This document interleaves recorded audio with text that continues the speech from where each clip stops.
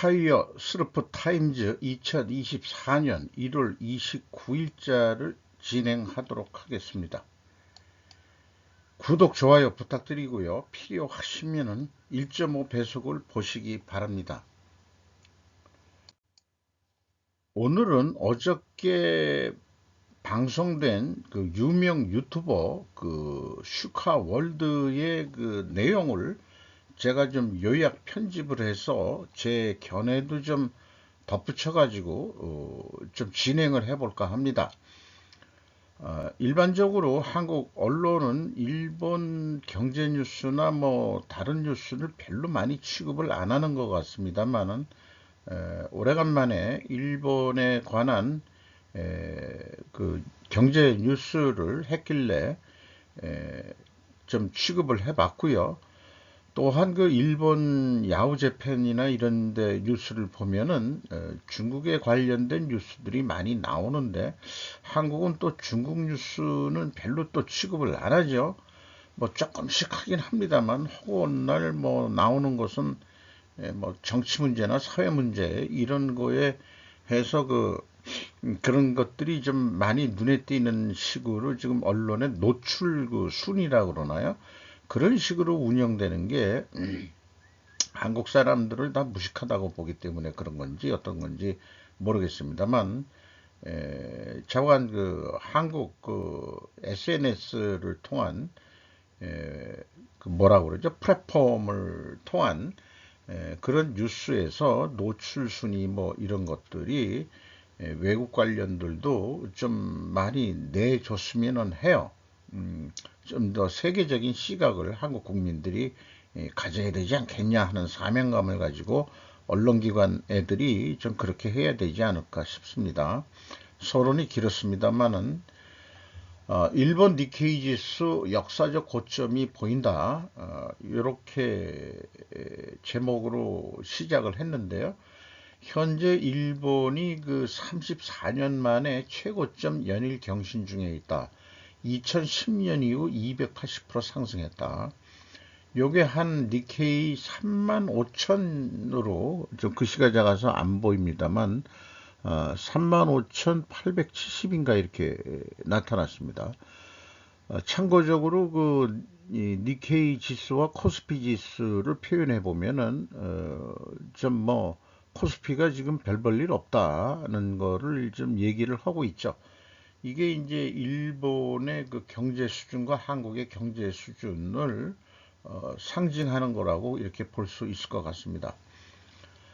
달러 약세 기대감도 있는 거고 달러 인덱스는 그 주요 6개국 통화 대비 달러의 가치를 얘기하는 건데 대부분 그 달러 약세 기대감들이 있다는 거예요.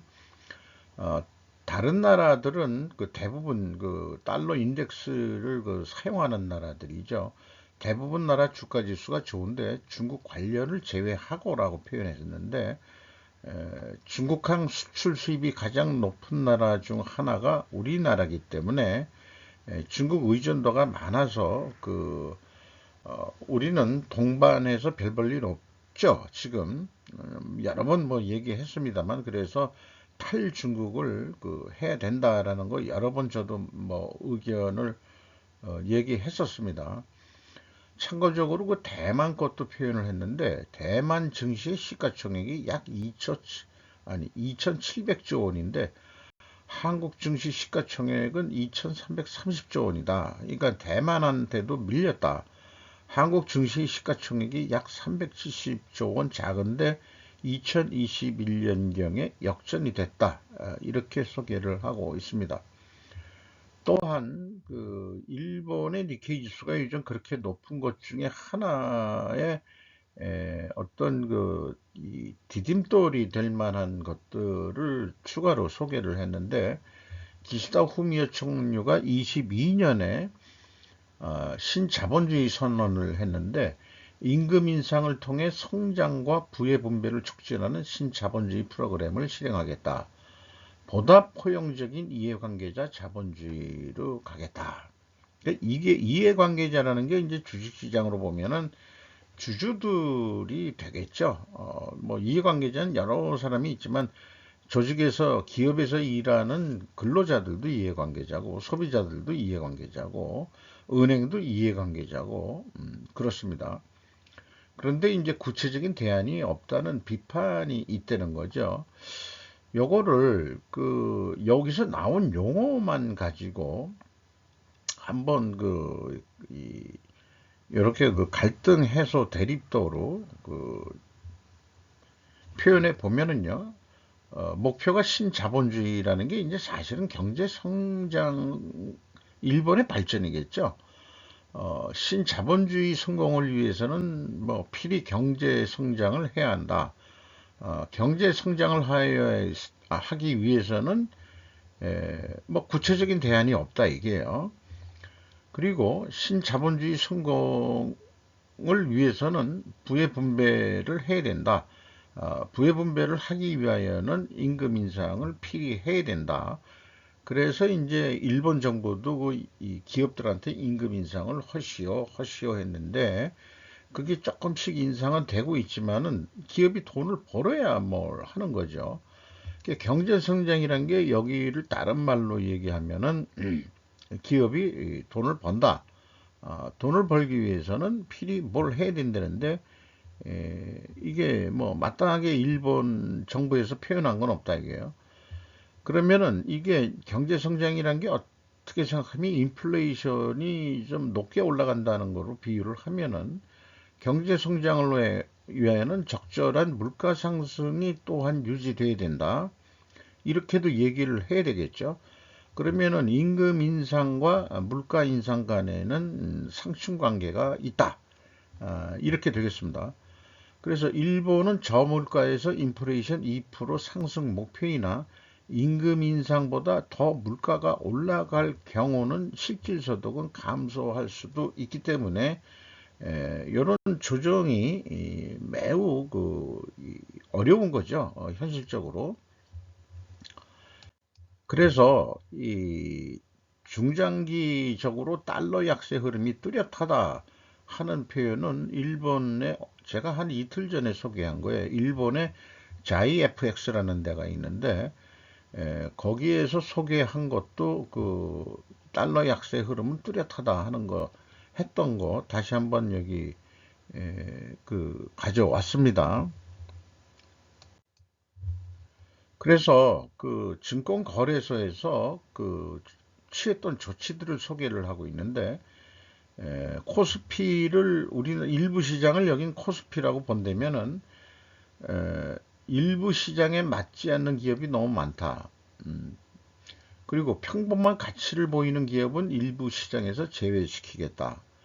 기준 충족에 실패할 경우 모니터링 기간을 주고 이후 아래 급등으로 이동하거나 코스닥으로 빠지거나 우리나라 비율을 한다면은 상장 폐지될 것이더라고 이렇게 강한 드라이브를 걸었다는 얘기예요.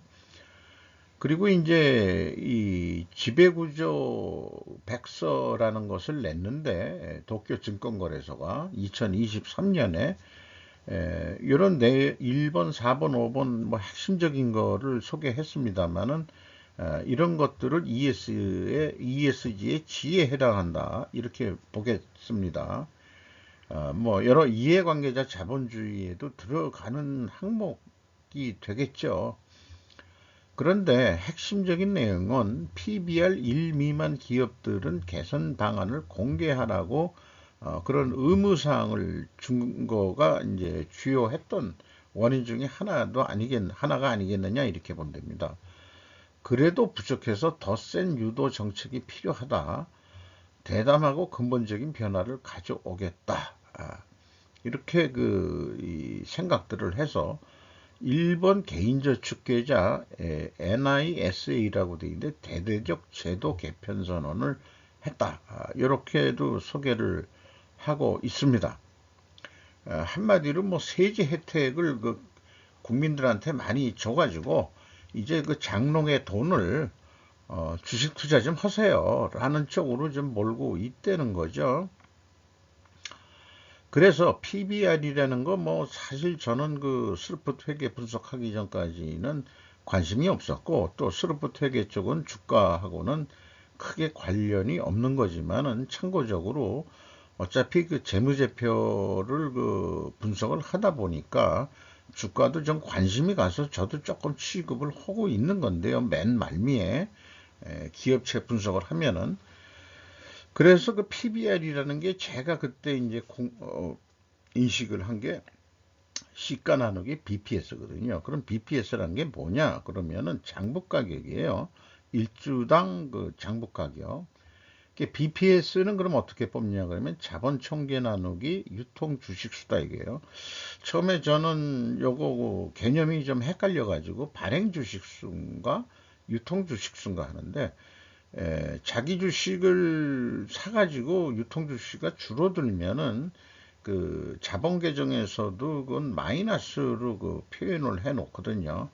그래서 그 유통 주식수가 합리적인 것 같다. 저는 뭐 학문적으로 배운 게 아니고 그냥 이해를 통해 가지고 이런 그 BPS를 이해를 했었어요.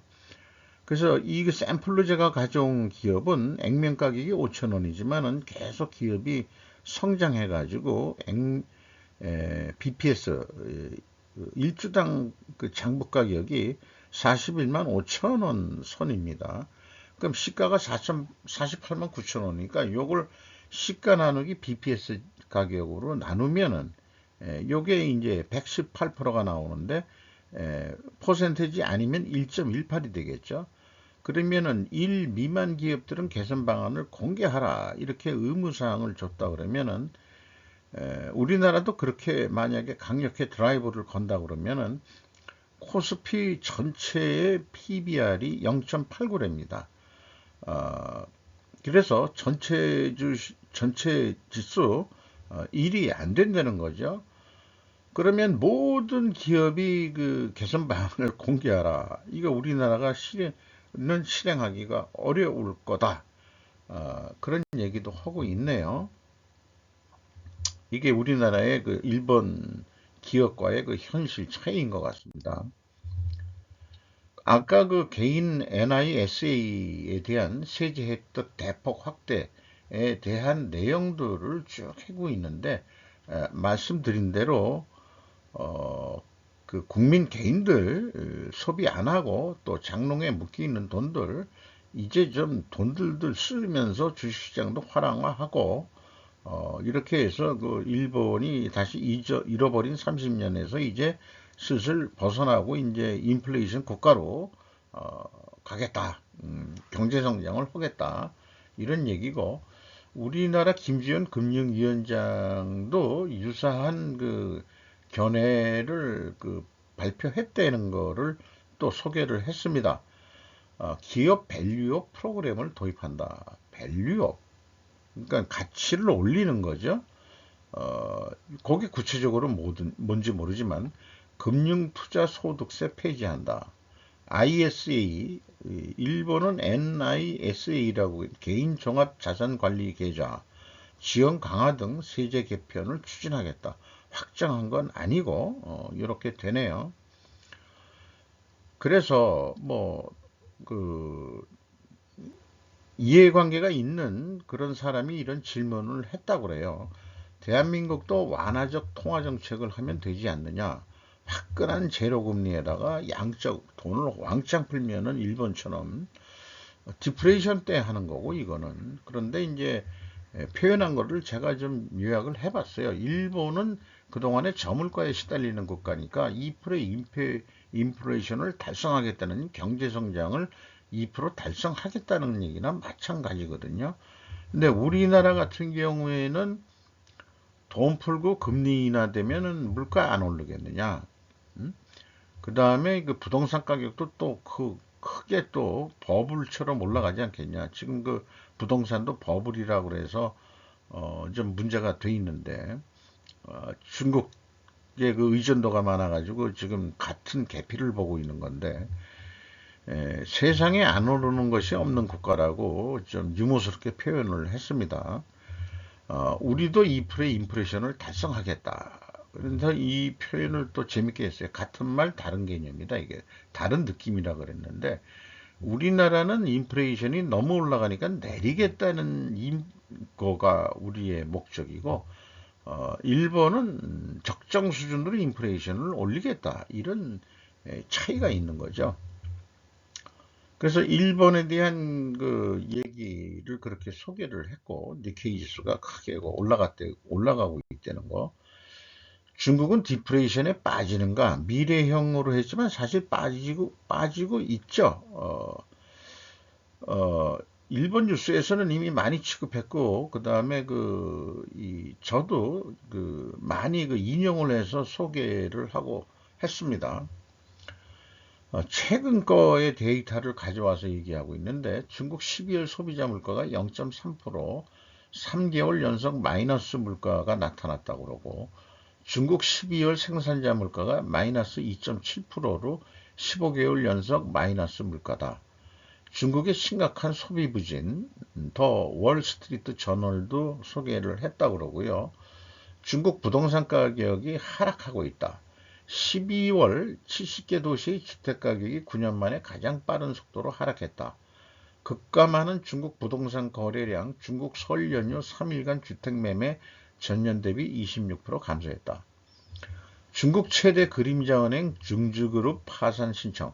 그림자은행에 대해서도 용어를 소개를 해주고 있어요.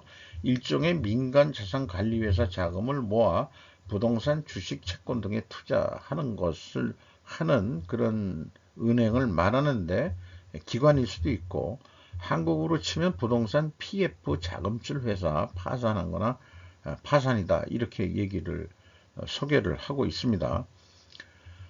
가격이 오른다고 너무 많이 벌려놨다. 부동산 건설에 미완성 주거용 부동산을 모두 완성하는 데만 4년 이상이 걸릴 것이라고 소개를 하고 있습니다. 컨트리 가든이 20배가 넘는 미완성 부동산이 존재하고 있다. 이렇게 소개를 하고 있고요.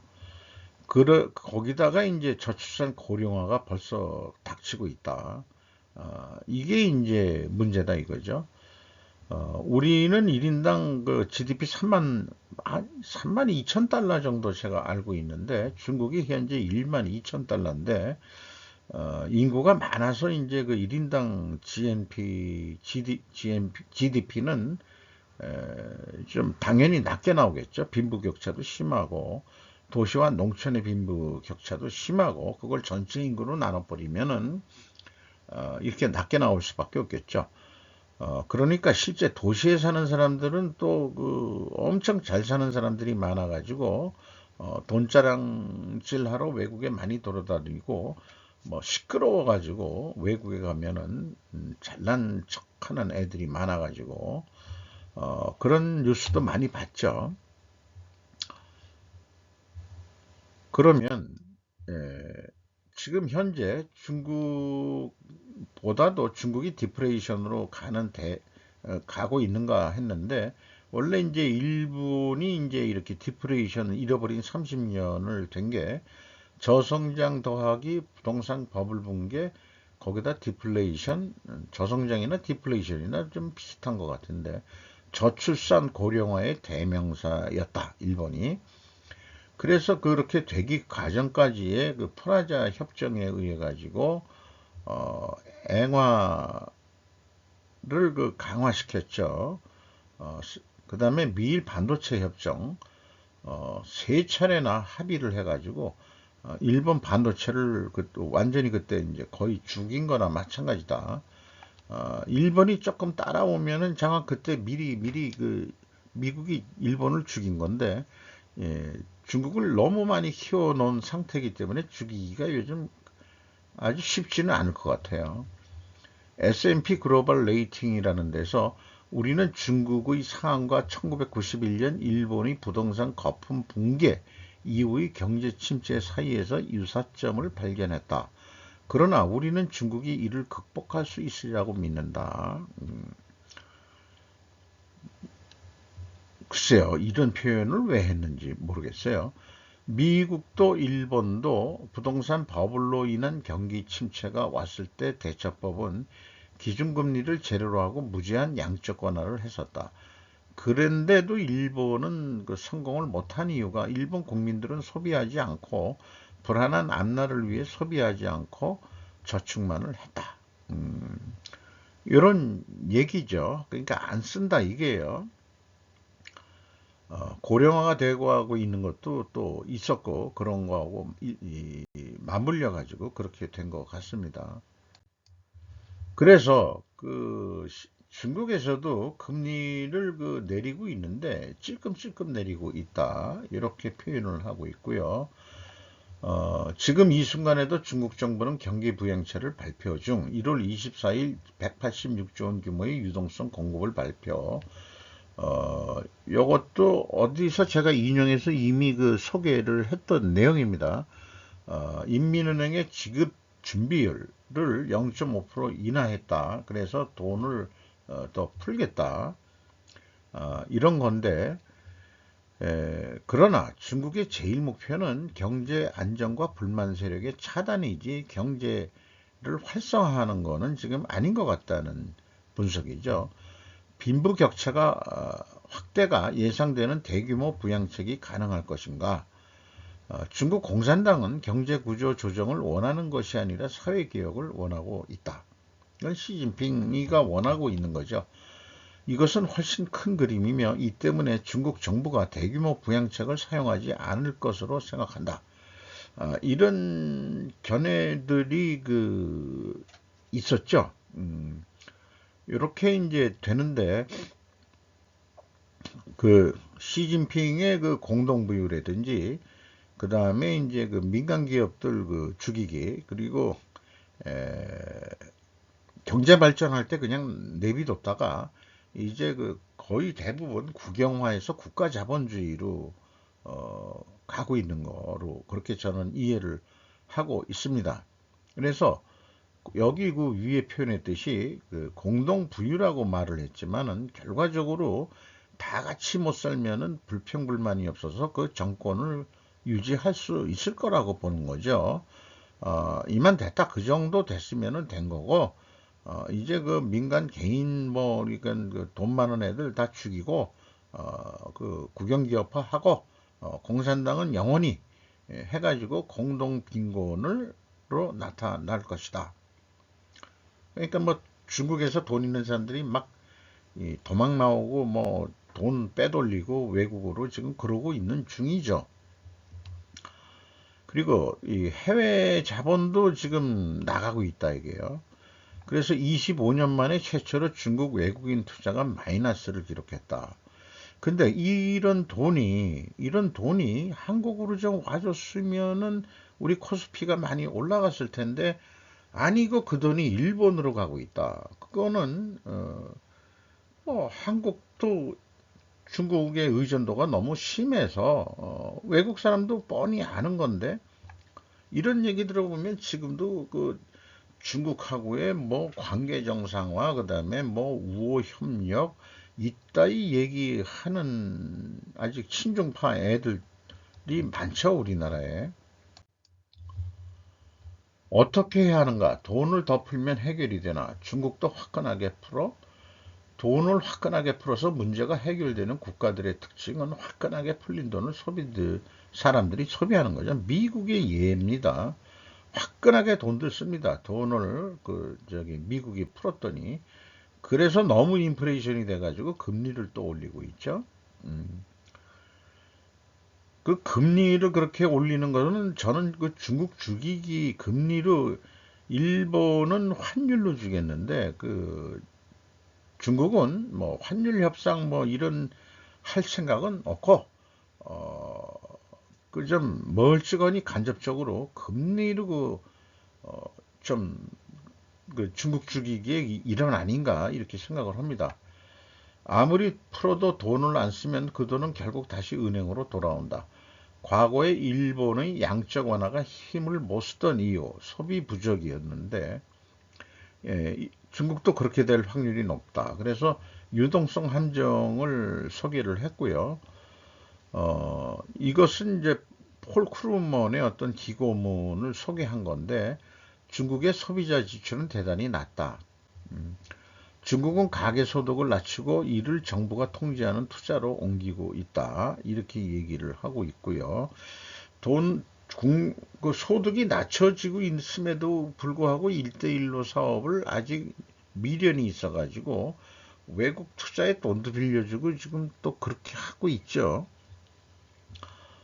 지금은 뭐 거의 뭐 실패한 거로 보입니다만은 중국의 사회 안정망은 극도로 약하고 중국인들은 소비 대신 저축을 선택하고 있다. 이게 일본 같이 돼 간다 이거예요. 생산 능력에 비해 소비자 지출이 극도로 낮은 상황에서 GDP 대비 40%까지의 투자율은 유지될 수 없다. 어, 일반 그 인프라 투자도 하고 그다음에 근데 이제 부동산 투자에 너무 또 몰빵했다는 것도 있죠. 이제 더 이상 투자 중심의 성장이 불가능하고 결국 버블은 터졌습니다라고 소개를 하고 연속해서 중국 정부가 해야 될 일들을 쭉 그 소개를 했습니다. 가계로 소득이 흘러가게 만드는 일은 결국 정부 중심의 통제 경제의 약화를 의미하기 때문에 중국 공산당은 그 통제 강화를 하기 때문에 이런 일은 발생할 것 같지 않습니다. 그럼에도 불구하고 이 중국 인민들은 돈을 좀 소득을 소비를 좀 줄일 거다. 이런 얘기를 하는 거고요. 일본을 괴롭혔던 현상이 중국도 마찬가지로 올 것이다. 이렇게 이제 소개를 하고 있는데 특히 거기다가 더 중국의 문제에는 농민공의 문제가 있다 이게요. 이게 호구제도라는 것 때문에 도시에 와서 일을 하면은 임금도 낮고 그러기 때문에 경제 발전하는데 이 도시 그 항구 해안가 도시 발전하는데 큰 힘이 된 저임금 노동자들에 의해서 중국이 발전을 한 그런 거가 있는데 어, 도시와 농촌 빈부 격차가 이제 더 심해졌다 이런 얘기고 사회 안전망을 강화하면 되지 않는가 미래에 대한 장기 신뢰도 주고 그렇게 이제 요구를 해볼 수 있는데 현재 중국의 가장 큰 도전이자 문제다 이거죠. 중국 인구가 14억 명인데 엄청난 속도의 초저출산 고령화가 이루어지는데 연금제도 이런 거 하려면 그 우리나라처럼 그 다른 나라에 조금 더 소득에서 그걸 띄어가지고 이제 나이 먹어 은퇴했을 때 돈을 줘야 되는데 현재도 뭐 그런 제도가 일부 있습니다만은 그게 이제 성격은 좀 다른 것 같고요. 그 다음에 이제 그런 규모를 움직이려면 국민연금 20배 크기로 그걸 키워야 된다 이런 얘기죠. 그런데 그 2022년 기준 중국 전체 인구의 65%가 도시에 거주하고 이중 도시 후코우 소유자, 후코우 소유자, 그러니까 호구제도에 의해서 거기에 살 권리가 있는 사람이 45%고 20%는 그 농촌 출신 후코우 소유자다. 최대 약 3억 명이 있다. 그리고 이 사람들은 도시에 살면서도 여전히 외부인 취급을 받는 농민공들이다. 마치 이민자들처럼 취급을 받는다. 이렇게 이제 얘기를 하고 있어요. 그리고 여러 가지 공공 서비스도 제한이 되고 또 부동산도 못 산다 이렇게 되어 있습니다. 그래서 중국 시골에 가면 대부분 이런 모습이다. 아버지만 없고 할머니하고 부인하고 애들이 이렇게 있는 모습. 남편은 도시에 가서 돈 벌어서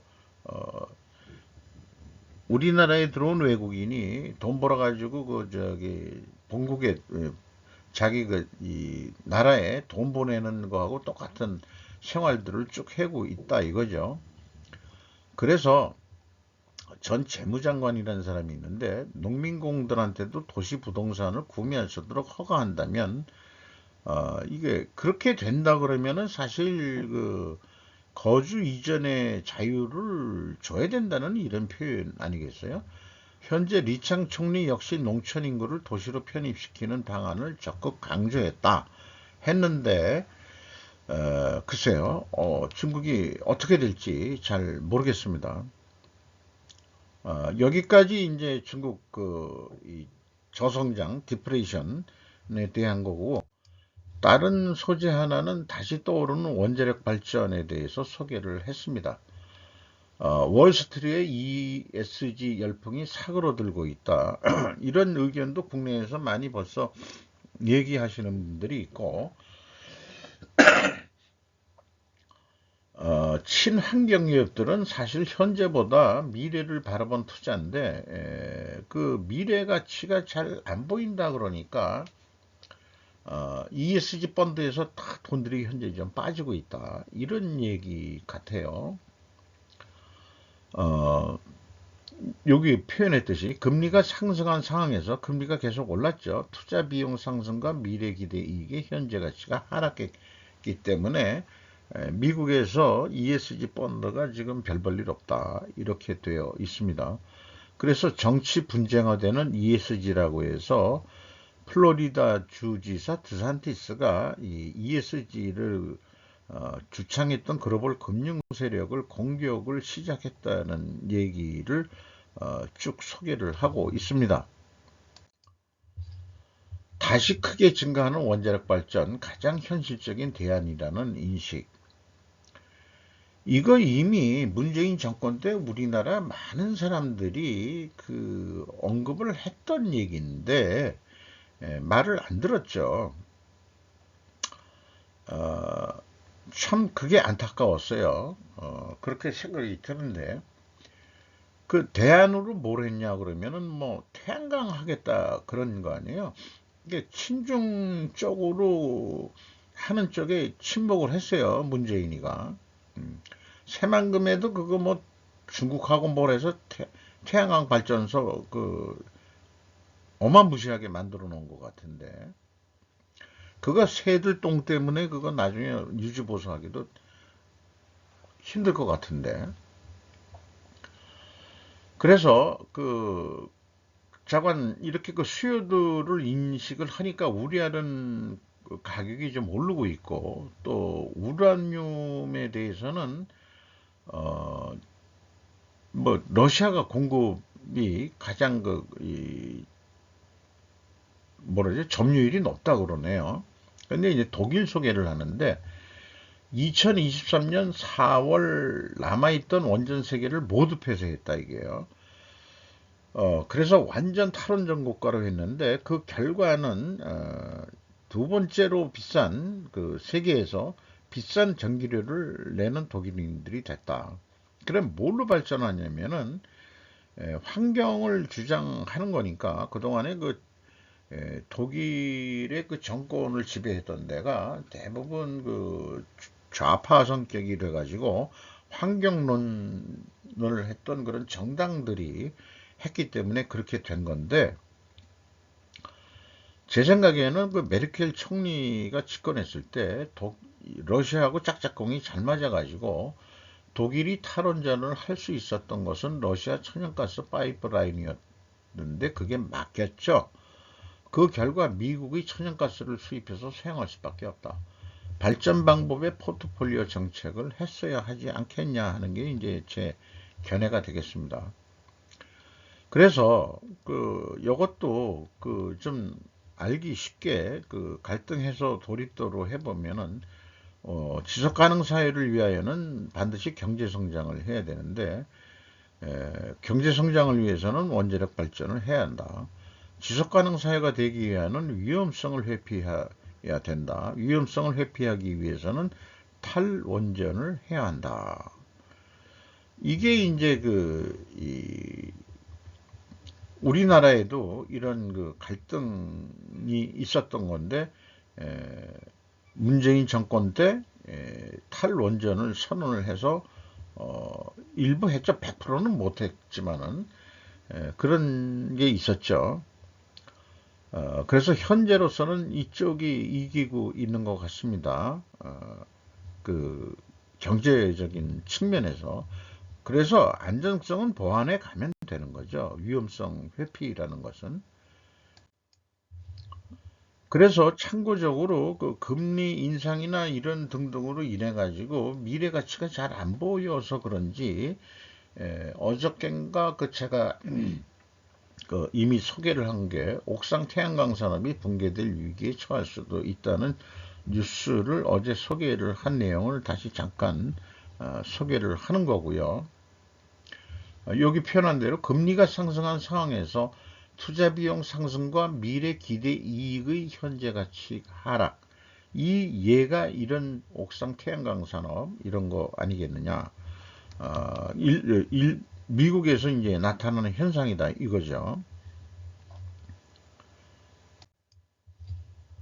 세계 원자력협회 사무총장 사마 빌바오 와이 레온이라는 여성 그 사무총장이 에너지 안보가 국가의 최우선 과제가 되면서 이제 원자력은 에너지 안보는 에너지가 안보다 이거죠. 그러면은 이제 그 중동 문제 뭐 분쟁 여러 가지 분쟁 저거 하면은 아주 그 속 시끄럽고 힘들고 그러니까 에너지는 사실은 안보 차원에서 다뤄야 된다면은 원자력은 다 해야 된다. 그래서 현재 그 건설되고 있는 원자력 발전소 61개고 건설 대기 중인 원전도 100여 곳이다. 우리나라도 어디 해보려고 지금 하고 있는데 그러려면 우리나라 자체부터 원전의 그 성공 사례를 많이 만들어야 그거를 그 보고서 그 한국 그 원전 발전 수주를 할 수 있을 것 같은데 이렇게 많이 돌아가는데 우리는 원전 수주 뭐 하나도 못 하고 있다는 얘기 아니에요. 뭐 일부 하나 어디 그 동유럽에 뭐 어디인데 그 프랑스하고 해가지고 뭐 지금 그 뉴스가 뭐 어떻게 됐는지 모르겠어요. 웨스팅 하우스가 또 항상 뭘 걸고 들어오려고 그러고 그러니까 어, 특히 러시아에게 에너지 위협을 당한 유럽이기 때문에 자관 그 어, 러시아 우크라이나 전쟁, 우크라이나 러시아 전쟁으로 부르죠. 그런 것 때문에 미국은 사실은 널널하다. 미국이 세일 혁명 가스 세일 혁명으로 그 팔아먹어야 되는데 아주 그 분쟁 발생이 잘 된 거나 마찬가지죠. 그러니까 독일이 이제 미국 거 사야 될 거고 다들 유럽이 미국 거 많이 사야 될 겁니다. 사고 있고 지금 그러니까 미국 경제만 잘 들어간다는 얘기예요. 그리고 2020년 바이든 당선 이후 원자력을 다시 밀고 있다 이렇게 되고 있고 2023년 12월 미국 원자력 에너지 3배 증설을 선언했다고 합니다. 그리고 농축 우라늄에 대해서도 그 러시아한테 의존을 하고 있었는데 미국이 우라늄 자립 프로젝트를 가동했답니다. 일명 할루라고 되어 있는데 이것도 소개를 했어요. 이렇게 생긴 건데 이게 사람 키가 요만한 거고 이만큼 큰 것들인데 이 할로 3스푼만 있어도 미국 소비자 한 명이 한평생 사용할 에너지를 공급할 수 있다. 이렇게 소개를 하고 있네요. 그리고 또 작년 12월 러시아산 우라늄 수입 금지 법안이 또 통과가 됐답니다. 그래서 공화당이나 민주당이나 그 원자력 발전 다 찬성을 하는데 지들끼리는 싸우지만은 원자력 발전을 다시 하기 크게 그 활성화하기 위하여는 반필히 에너지 안보가 확보돼야 된다. 에너지 안보가 확보되기 위하여는 반드시 공화당 지지층의 지지를 얻어야 한다. 이렇게 얘기할 수 있겠고요. 원자력 발전을 활성화하기 위해서는 ESG 이념인 탈산소를 이뤄야 한다. ESG 이념 탈산소는 민주당 지지층이 지지하는 지지층의 의견들을 또 수용해야 된다. 그러니까 공화당 지지층과 민주당 지지층들은 서로 의견 대립이 있고 여러 가지 정책 대결이 있지만 결과적으로 자기네들이 원하는 해결책을 가다 보니까 원자력 발전에 대해서는 합의가 되더라. 이런 게 이제 미국의 이 대외적인 국익에 대해서 이런 게 많이 나올 수 있죠. 대통령이 누가 바뀌어도 여기 목표가 중국 죽이기라고 한다면은 공화당이나 민주당이나 오케이다. 이렇게 이제 표현해 볼 수 있을 겁니다. 말을 좀 매끄럽게 마련해야 되겠지만은, 한국인에게 집이란 무엇인가, 요거 흥미로워서 좀 했는데, 그냥 한번 읽어봐 주시는 거로 좀 해주면 감사하겠고요. 저 같은 은퇴해서 은둔형을 스스로 얘기하는 제 입장에서는 조금 저하고 좀 감이 좀 떨어지긴 합니다. 어쨌든 혼자 지내는 걸 즐긴다 하는 것 같은데, 저는 즐기기 위해서 혼자 있는 게 아니고 은퇴해서 은둔하기 때문에, 은둔이라는 표현이 뭐 적절치는 않습니다만은 좀 상황이 틀린 거죠. 네. 이케아에서 뭐 레포트를 낸 거에서 이렇게 이제 했대는데, 네. 그리고 뭐 판교 2도시 신도시 단독 건물 단위 계획 실시했을 때, 뭐 이런 거를 기대했는데 결과는 한국 사람들은 이렇게 했다. 그러니까 정원은 있어요, 분명히. 그런데 이제 남들하고 대화 안 하겠다. 남들 옆집하고 아주 무슨 철옹성 같이 이런 걸 또 소개하고 있습니다. 나머지 자료 어저께 하고 그저께 방송했던 내용에서 김정은에 대한 참고적인 자료 그냥 남겨놨습니다.